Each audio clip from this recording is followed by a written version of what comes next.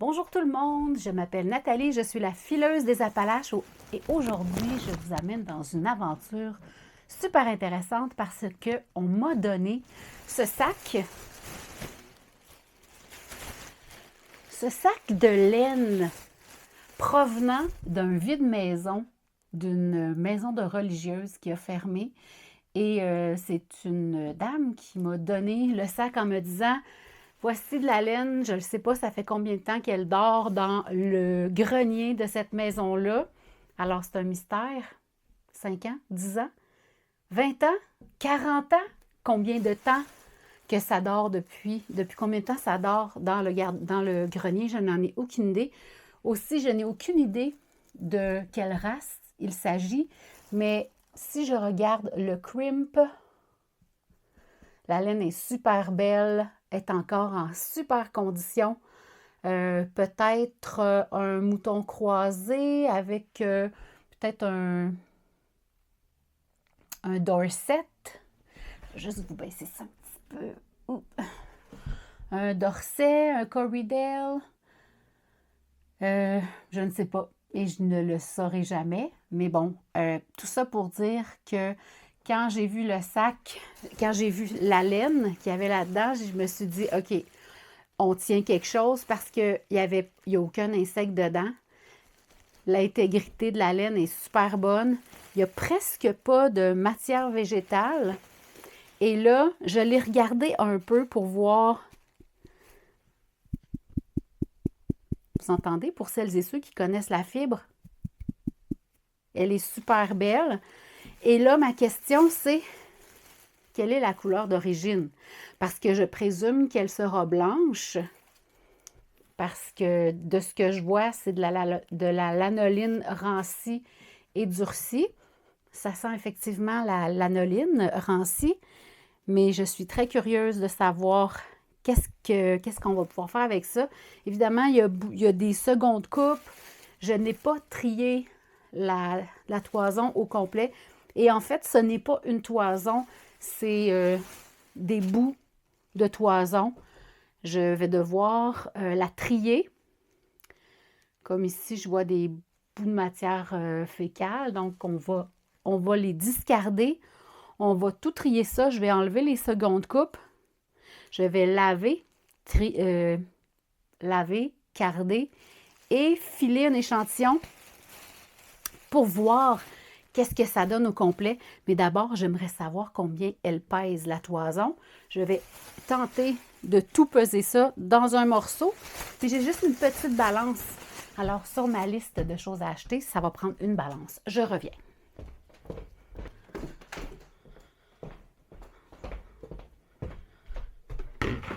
Voilà. J'ai ma balance. Je vais mettre mon plat dessus. Un beau plat Tupperwise que ma mère m'a donné, que j'aime beaucoup, que je vais me servir pour ma laine. Et là, je vais voir si je suis capable de faire tenir. OK, on est à 1192 grammes. 1192 grammes. Je vais noter tout de suite 1192 grammes. Et on va faire le test. 1192 grammes. On va faire le test pour voir combien on a au final. Bon, 1191, 1193. Bon, 1191, 1192 grammes. Et je vais garder un échantillon. Je vais garder un échantillon comparatif.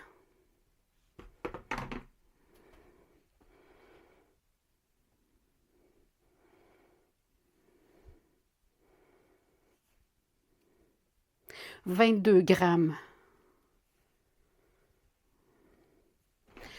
Donc, moins 22 grammes pour mon échantillon comparatif. Alors, on est à 1170 grammes, donc un peu plus de presque 3 livres. Donc, un peu plus de 2 livres de laine. Fait qu'on part avec ça, puis on va voir ce que ça donne. Attention, Mélisse!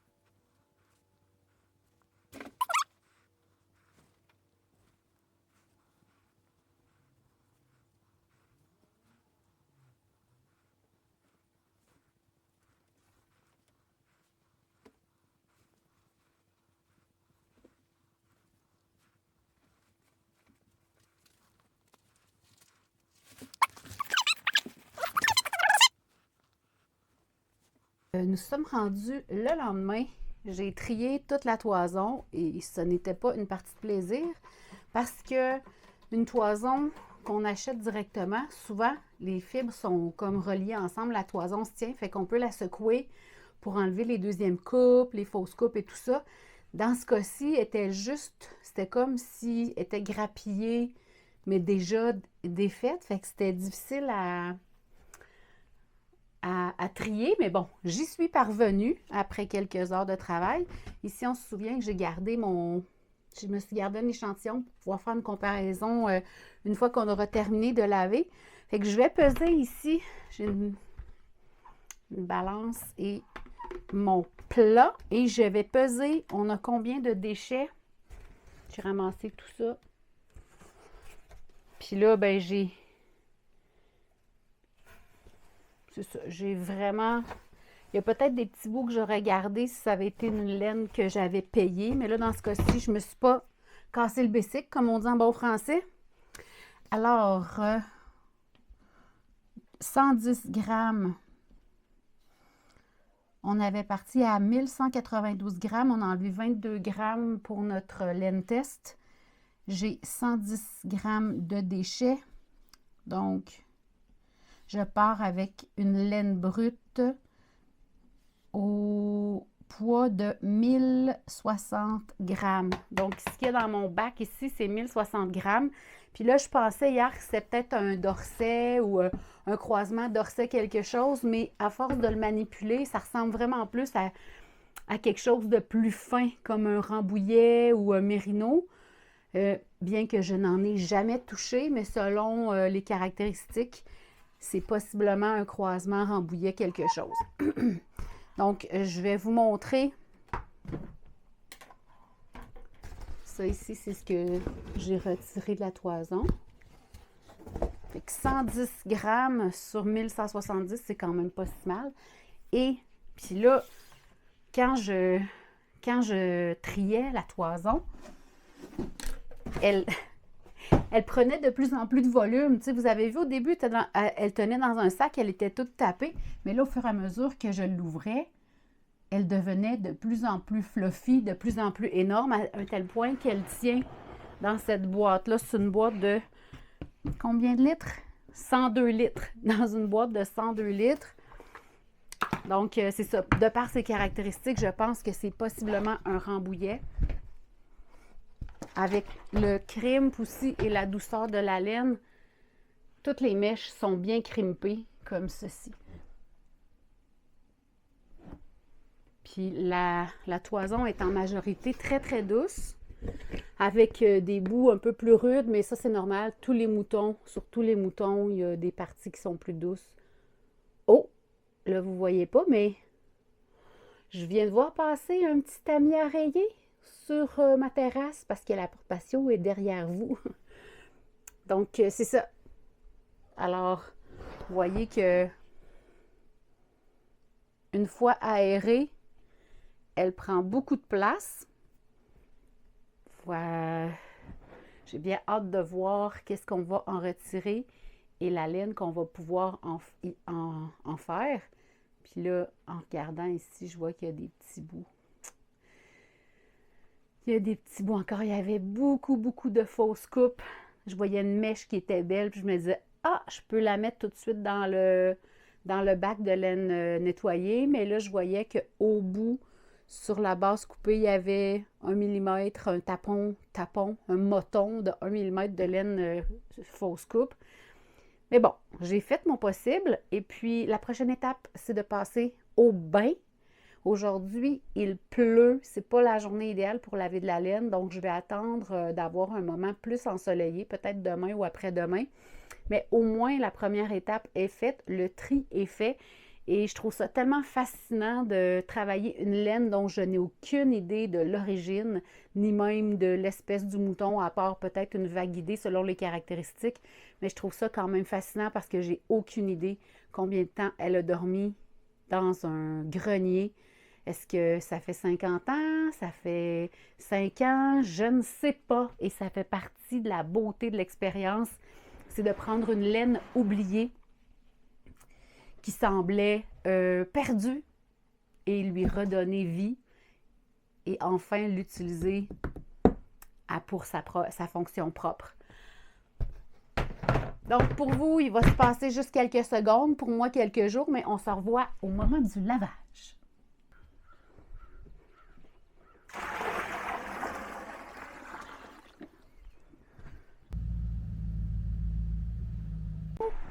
Attention, tout le monde.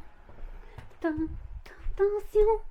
tout le monde.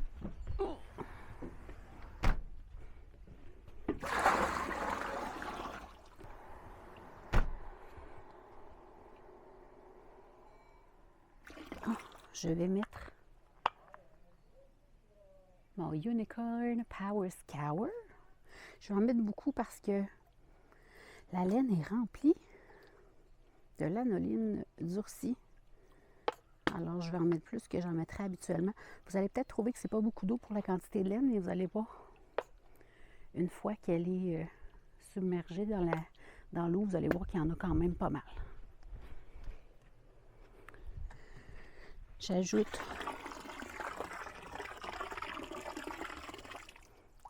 mon pot d'eau bouillante. J'en ai ajouté 2 comme ça.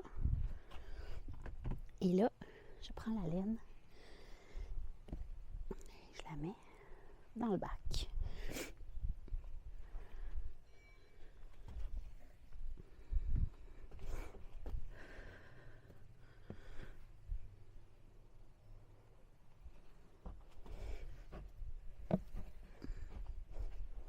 Je vais m'assurer que mon micro ne tombe pas dans l'eau. Là, je vais pousser la laine dans l'eau.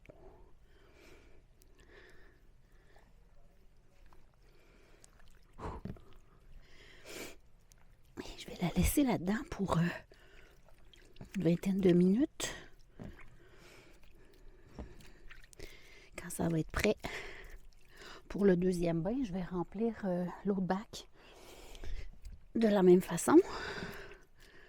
Puis on pourra lui donner son deuxième bain. Alors pour le moment, je vais la laisser reposer pendant 20 minutes, puis on se reparle tout à l'heure.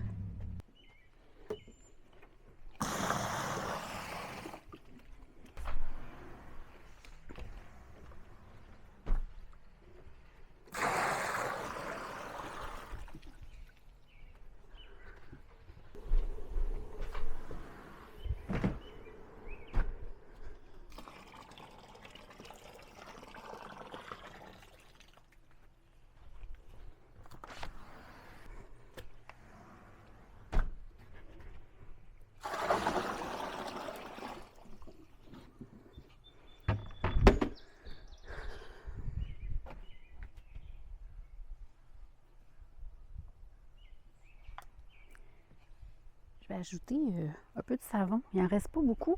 Je vais ajouter ce qui reste.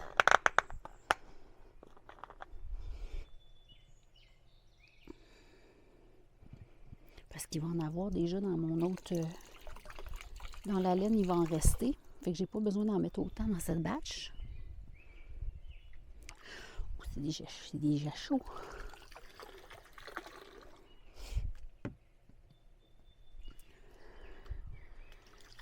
Et il me reste une bouilloire à l'intérieur que je vais aller chercher tout de suite.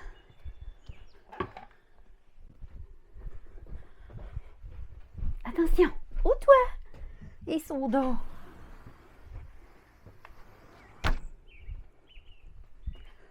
Voilà. Là, on est rendu au deuxième lavage pour enlever le plus de lanoline possible. Et tout simplement, je regarde si vous voyez bien, vous voyez bien ça. Je vais simplement prendre la laine de ce bac, la transférer, dis-je, dans l'autre bac, en enlevant le plus d'eau possible. Je vais mettre mes petites lunettes fumées parce que mes yeux bleus sont sensibles à la lumière du soleil. C'est le fun l'été de faire ça dehors parce que dans la maison, Dans la maison, c'est gossant.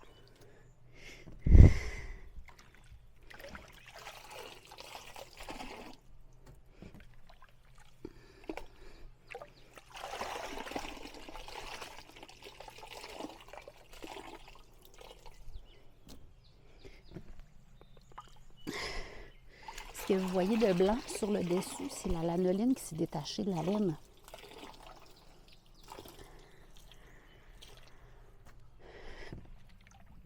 Et puis cette eau-là, je vais la laisser refroidir un peu. Je vais la mettre dans le gazon.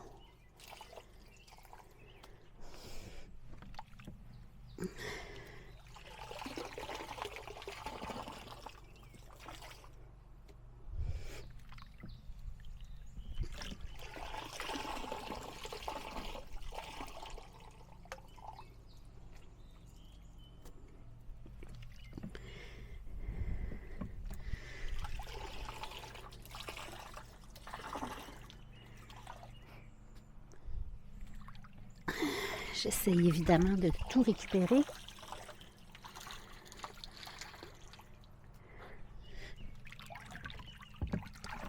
C'est fort possible qu'on retrouve un peu de laine dans le gazon aussi.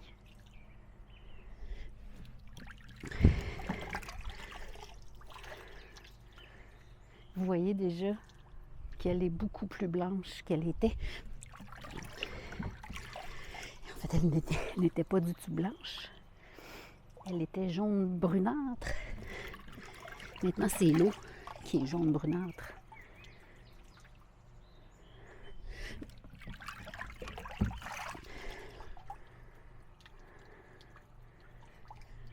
Voilà. Ouh! Ah! Donc là, on va venir enlever le reste de l'anoline dans la laine. On laisse tremper un autre 20 minutes. Ah! Même vous pouvez laisser tremper un 30 minutes, il n'y a pas de problème. Et ensuite, on va passer au rinçage. À tout de suite! Le 20 minutes est passé et je vais retirer la laine.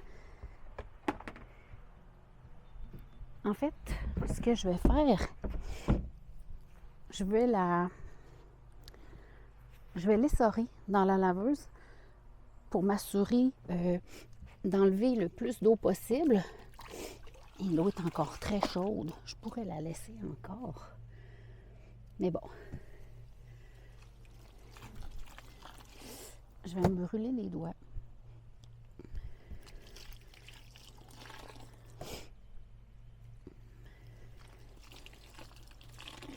Donc j'ai ce sac-là. Je vais le mettre dans ce sac-là pour pouvoir le mettre dans la laveuse et la faire essorer. Là, vous vous demandez peut-être pourquoi j'essaye de parler tout bas. C'est parce que mes voisins sont très proches. Et j'essaie de ne pas trop parler fort pour éviter qu'ils se demandent ce qui se passe. Mais bon, avec la caméra sur la terrasse, ça doit déjà susciter la curiosité. Mais enfin, vous voyez déjà comment elle est blanche comparativement avec ce qu'on avait au départ. Ce qui me fait penser que ça va être une très belle laine. Je ne sais pas si vous voyez. On voit comme des étoiles dedans, c'est les particules de savon.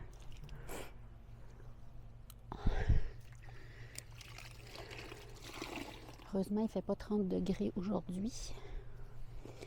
Parce qu'avec l'eau bouillante, ça serait chaud. Il ne fait pas 30 degrés, mais il fait quand même... on est dans les 20 quelques, je crois. Le 25 juin aujourd'hui. Et l'eau est déjà beaucoup plus propre qu'au premier lavage. Quand je me penche, est-ce que je vous cache?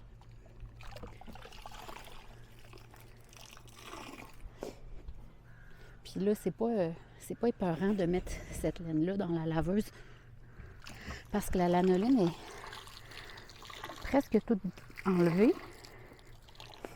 Donc, il n'y a pas vraiment de danger là, pour vos tuyaux.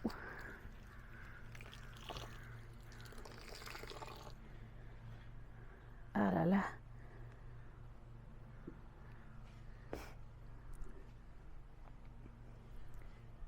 Oh, j'ai un beau bourdon. Est-ce un bourdon ou une guêpe? Oh, c'est une guêpe jaune. J'espère que tu viens pas de faire un nid. Parce que ce n'est pas la bienvenue. Ben, tu peux te faire un nid, mais pas proche là, de la terrasse. Pendant que je fais ça, je vais peut-être vous jaser un peu de mon acquisition. J'ai acheté, parce que j'ai quand même un grand terrain. Et quand j'ai acheté la maison l'année dernière, j'avais seulement acheté une petite tondeuse à rouleau manuel. Et quand le gazon n'est pas trop long, ça fait quand même. Mais bon, ça demande un peu de cardio. Mais là, cette année, j'ai un peu laissé aller le gazon, surtout dans la cour arrière. Et là, c'était devenu vous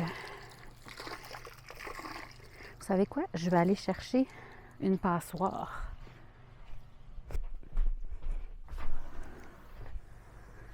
Ça va être mieux pour pêcher la laine dans l'eau bouillante.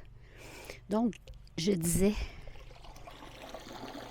que le gazon, j'avais un peu laissé aller le gazon. Ça ressemblait vraiment à une jungle. Il y avait des longs graminées, des fleurs, toutes sortes de choses. Et ma tondeuse à rouleau refusait, littéralement, d'avancer dans des conditions pareilles. Donc, j'ai acheté une tondeuse à batterie et j'adore. Franchement, je suis étonnée. Elle a passé dans ma jungle comme dans du beurre. Franchement, je suis étonnée. Et c'est facile à manœuvrer, c'est pas pesant. Pas besoin de dealer avec l'essence, le moteur, l'huile à moteur, les vapeurs d'essence et tout ça. Donc, je suis vraiment, vraiment contente. Et là, pour l'hiver, je regarde pour une souffleuse à batterie. Et je pense que j'ai trouvé quelque chose qui fait mon affaire. Je vais surveiller les spéciaux à l'automne. Parce que, bon, une souffleuse, c'est plutôt dispendieux. Mais si je calcule un 500$ pour faire ouvrir la cour par un entrepreneur, ben, sur 2-3 ans, je peux rentabiliser mon achat. Et vous habitez dans quel pays? Est-ce que vous avez à dealer avec la neige l'hiver? Pour certaines d'entre vous, je le sais, que vous habitez au Québec. Mais je ne vous connais pas toutes parce que vous ne commentez pas toutes sous mes vidéos. Alors dites-moi où vous êtes situé et si vous devez dealer avec le gazon l'hiver.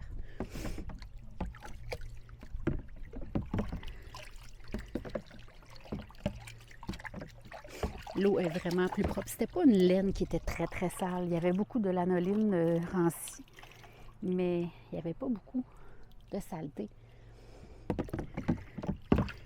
Ben, c'est du mouton.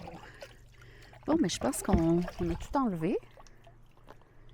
Maintenant, je vais amener le sac dans la laveuse et je vais la passer au cycle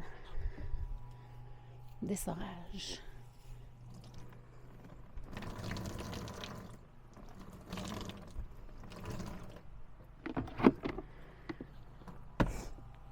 Puis pendant ce temps-là, je vais remplir mes bacs pour le rinçage.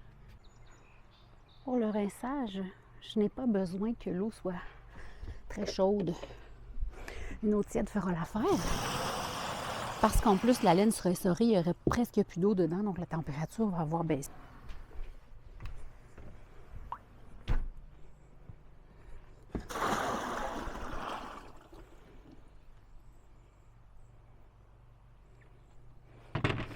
Voilà mon eau tiède. Et voilà la laine que j'ai passée à l'essoreuse. Je peux simplement mettre la laine directement dans le sac. Parce que je suspecte que le rinçage, ça va nous prendre juste un rinçage. Puis ça va être plus facile à retirer comme ça. Je m'assure qu'elle est bien. Vous voyez, l'eau est déjà claire. J'ai regardé pour acheter une petite essoreuse, là, Panda, je pense. Mais c'est 300 $ quand même. Alors, je m'accommode de l'essoreuse de ma machine à laver. Voilà. Je sais pas si vous voyez, j'ai peut-être...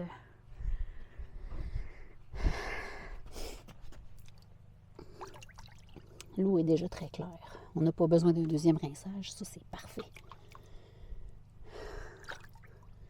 Je vais la laisser tremper quelques minutes. Je vais installer le rack pour le séchage, puis je vous reprends tantôt.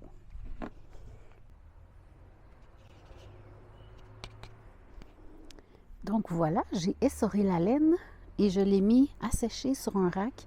Il est présentement environ 9h30 et on annonce de la pluie vers 13h.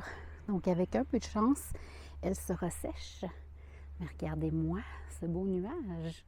Pouvez-vous croire qu'elle est passée à ce stade-ci, puis il n'y a vraiment pas beaucoup de... Il n'y a pas beaucoup de brindilles ou quoi que ce soit. Elle est vraiment belle. Je vais vous la montrer une fois sèche et on va la peser pour voir qu'est-ce qu'on a récolté. Ça y est, la laine est toute séchée. Là, il est midi, je crois. Puis, elle est complètement sèche. Elle est tellement belle. Je vais la montrer de plus proche tantôt.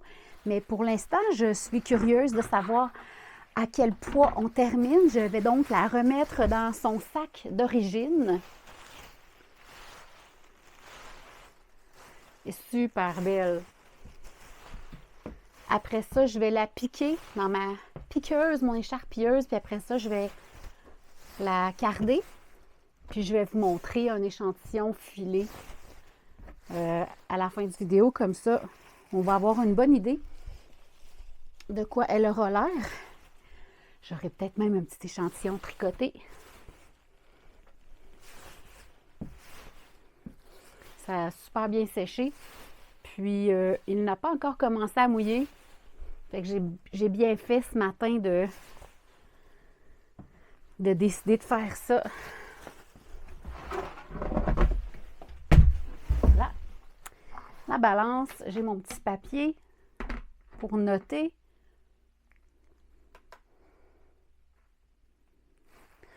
Et nous sommes à... Oups, je pense que je vais fermer le sac parce qu'elle a envie de s'échapper de tous les côtés. Elle est beaucoup plus fluffy que quand j'ai commencé. Le sac est encore plein de lanoline.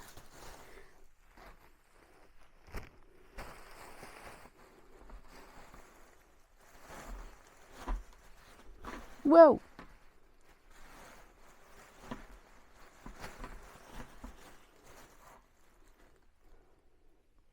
« 835 grammes. On termine à 835 grammes. Je vais repeser pour m'assurer que j'ai bien pris la bonne lecture. 840.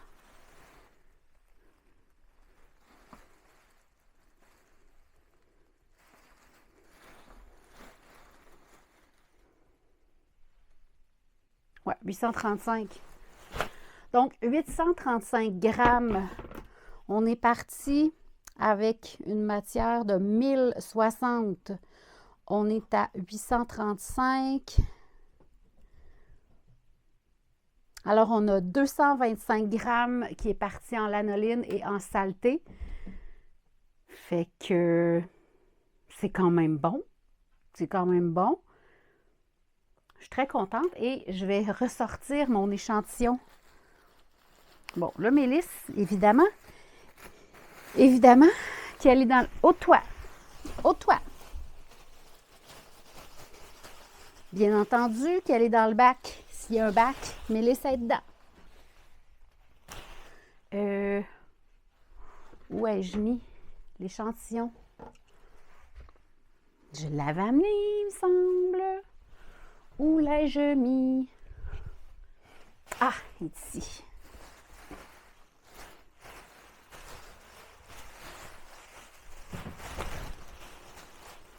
Donc, mon échantillon témoin et la laine lavée. C'est incroyable. Une laine oubliée depuis je ne sais combien de temps. Des années, peut-être, des dizaines d'années. Je vais m'approcher pour vous montrer.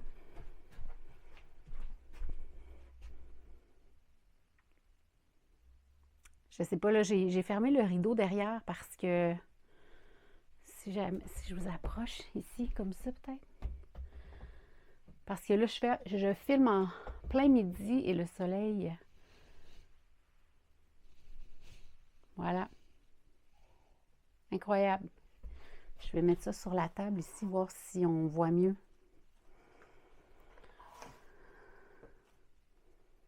Si je le mets dans le bol, non. Je vais ouvrir un peu le rideau.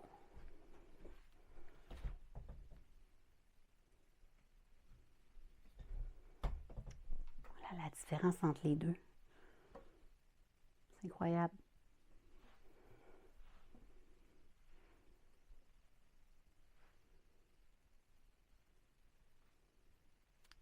Superbe.